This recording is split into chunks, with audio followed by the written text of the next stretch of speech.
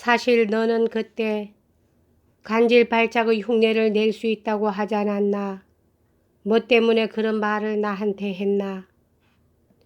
그건 그저 제가 어리석어서 그런 말을 한 것뿐입니다.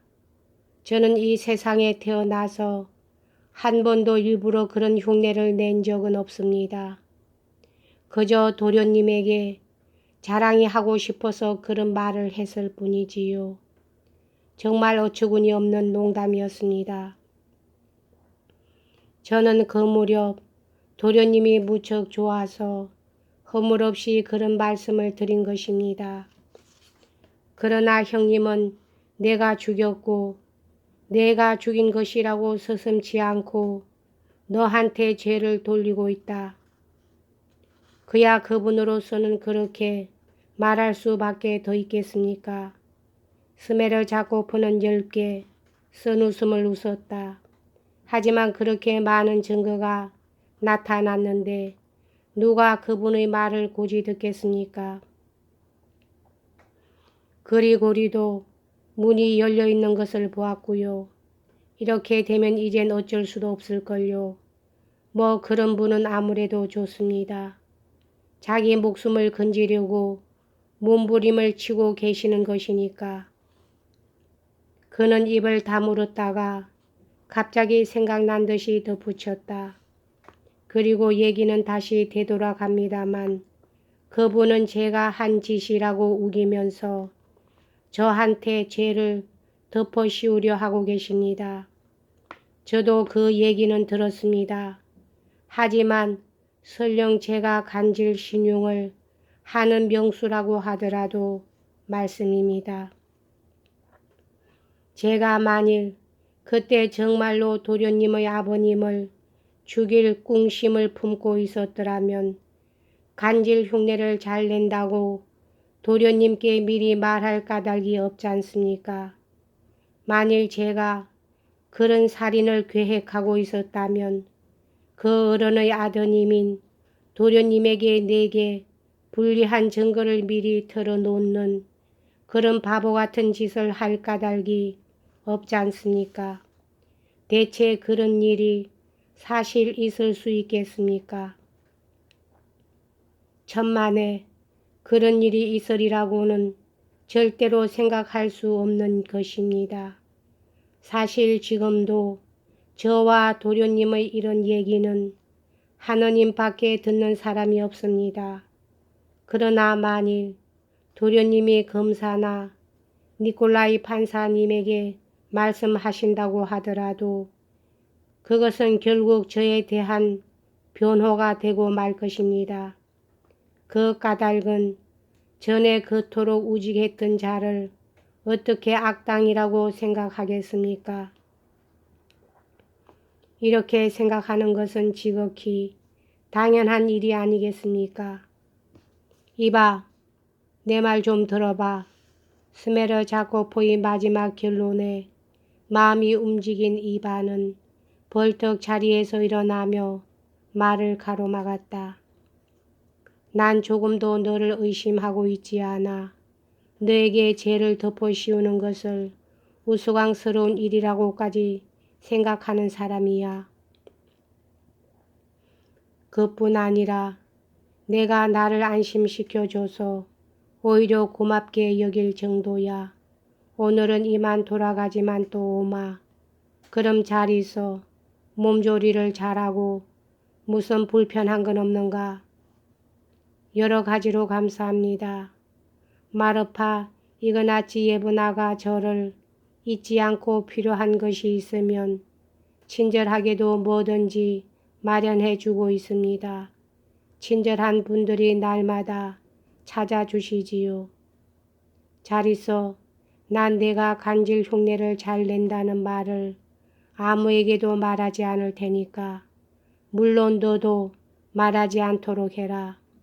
이바는 무슨 생각에서인지 벼랑간 이런 말을 했다. 잘 알겠습니다. 도련님이 말씀을 안 하신다면 저도 그때 문 옆에서 도련님과 여러 가지로 한 얘기를 한마디도 말하지 않기로 하겠습니다.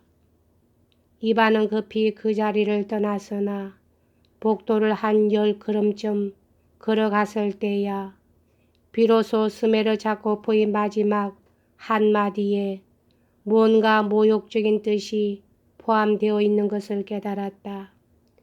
그는 되돌아설까 생각했으나 그 생각도 순간적으로 떠올랐을 뿐 금방 사라져버렸다. 그래서 바보같이 하고 중얼거리고는 급히 곧장 병원을 나섰다. 그는 범인이 스메르자코프가 아니고 자기 형 미자 같다는 것을 알고 사실 안심이 되는 듯한 기분이 들었던 것이다. 그러나 보통 사람이라면 그 감정은 정반대였어야 했다. 그런데 어째서 그렇게 안심이 되었을까? 그때 그는 그것을 분석하기를 원하지 않았으며 자기 감각의 추궁에 혐오감마저 느꼈다. 그는 무엇인가 잊고 싶은 기분이었던 것이다. 그 후 며칠 동안 미자를 괴롭힌 많은 증거를 상세히 근본적으로 조사하고 나서 그는 완전히 미자의 유죄를 믿게 되고 말았다. 극히 하찮은 사람들, 이를테면 페냐와 그 조모 같은 사람들의 진술은 거의 소름이 끼칠 만한 것이었다. 베르호진이나 술집이나 볼로토니 코픈의 가게나 모크로의 마을의 증인들에 관해서는 새삼 말할 것도 없었다. 특히 자질구레한 일들이 사람들을 놀라게 했다. 비밀 신호에 관한 증언은 도가 열려 있었다는 그리고리의 증언과 마찬가지로 예심 판사와 검사를 놀라게 했다. 그리고리의 처 마르파는 이반의 물음에 대해서 스메르자코프는 자기들 옆의 간막이 뒤에서 밤새도록 앓고 있었으며 그 자리는 우리 침대에서 3걸음도 떨어져 있지 않았다고 했다. 자기는 꽤 깊이 잠들어 있었지만 자주 눈을 뜨고는 그 사람이 거기서 신음하고 있는 소리를 들었다. 줄고 신음하고 있었어요. 끊임없이 끙끙거리고 있었답니다. 하고 분명히 말했다. 이반은 또한 게르첸 슈투베와 만나 스메르자코프는 미친 사람 같지 않고 그저 몹시 쇠약해 보일 뿐이라는 의견을 말했으나 그것은 다만 이 노 의사의 미묘한 미소를 자아냈을 뿐이었다. 그럼 선생은 그 사람이 지금 특히 무엇을 하고 있는지 알고 계십니까? 하고 의사가 이반에게 물었다. 프랑스어의 단어를 암기하고 있어요. 그 사람 베개 밑에 수첩이 들어있는데 누가 썼는지 프랑스어 낱말이 러시아 글자로 적혀있단 말입니다. 헤헤헤. 그래서 이반은 마침내 모든 의심을 버리고 말았다. 그는 이제 혐오의 감정 없이 형 드미트리를 생각할 수 없었다. 다만 한 가지 이상한 것은 알료샤가 하수인은 드미트리가 아니고 틀림없이 스메르자코프라고 완강하게 주장하고 있는 점이었다. 이반은 언제나 알료샤의 의견을 존중하고 있었으므로 그 때문에 지금 역시 석연치 않은 기분이었다. 또 한 가지 이상한 것은 이반과 함께 있을 때 알료샤는 결코 자기 쪽에서 미자에 관한 이야기를 꺼내지 않았으며 그저 이반의 질문에만 대답한다는 것이었다. 이반은 이것도 이미 충분히 깨닫고 있었다. 그러나 그와 동시에 그는 전혀 다른 일에 정신을 빼앗기고 있었다. 모스크바에서 돌아오자마자 그는 까체리나에 대해서 불꽃처럼 활활 타는 미칠 듯한 열정에 몸을 맡기고 있었던 것이다. 그러나 그 후 이반의 생애에 영향을 끼친 이 새로운 정열에 대해서 지금은 이야기할 계제가 못 된다. 이것은 이것대로 소설의 한 주제를 형성해야 마땅하다. 그러나 그 이야기를 언젠가 또 시작하게 될는지 어떨는지는 필자 자신도 모를 일이다. 그렇더라도 이 경우 결코 여기서 그냥 넘어갈 수 없는 일이 있다. 이반은 앞에서도 썼지만 그날 밤 알료샤와 함께 까체리나의 집에서 돌아오는 도중 나는 그 여자를 사랑하지 않는다 하고 말했지만 그것은 되는 대로 짓거린 새빨간 거짓말이었다. 하기야 그는 이따금 그녀를 죽여야 직성이 풀릴 만큼 미워할 때도 있었으나 대체로 미칠 듯이 그녀를 사랑하고 있었다. 거기에는 여러 가지 이유가 겹쳐 있었다. 그녀는 미자의 사건을 진심으로 무서워하여 다시 자기 곁으로 돌아온 이반을 마치 구세주처럼 여기고 정신없이 매달렸기 때문이다. 그녀가 분노와 모멸과 굴욕을 느끼고 있는 바로 그때에 마침 전에 자기를 열렬히 사랑하던 남자가 다시 나타난 것이다. 그렇다. 그녀는 이 점을 잘 알고 있었다. 그녀는 이 남자의 지력과 마음을 늘 깊이 존경하고 있었다. 그러나 이 오만한 처녀는 새 구애자의 억누르기 힘든 까라마조프식의 격렬한 열정을 보고도 그가 깊은 연모의 정을 퍼부어도 결코 자신을 희생으로 바치려 하지 않았다. 동시에 그녀는 미자를 배반한 것을 늘 후회하고 이반과 심하게 싸우거나 할 때면 그들은 자주 싸웠다. 노골적으로 그에게 그런 말을 하곤 했었다.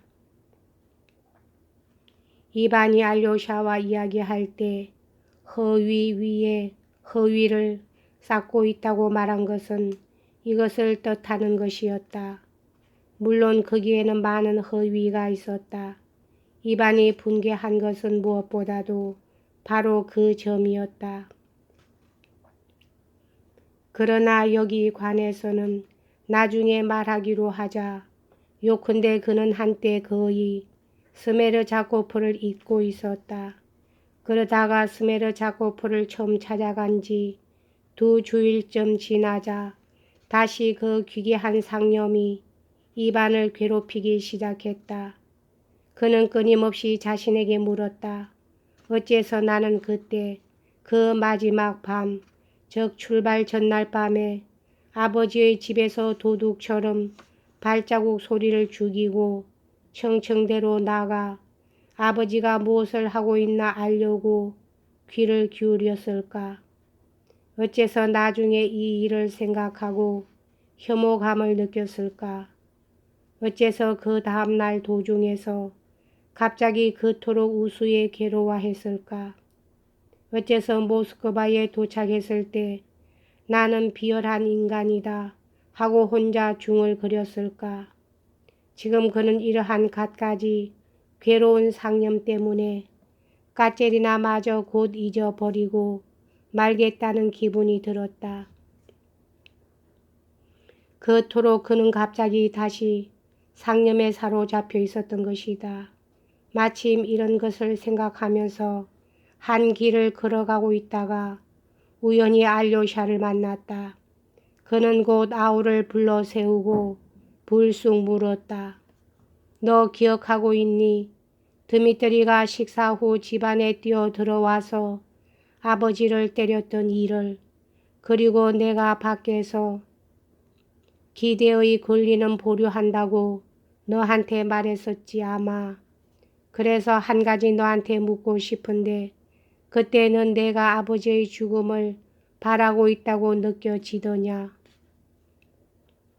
네, 그렇게 느꼈습니다. 알료샤는 나지막이 대답했다. 하긴 사실 그랬다. 짐작이고 뭐고 필요 없지.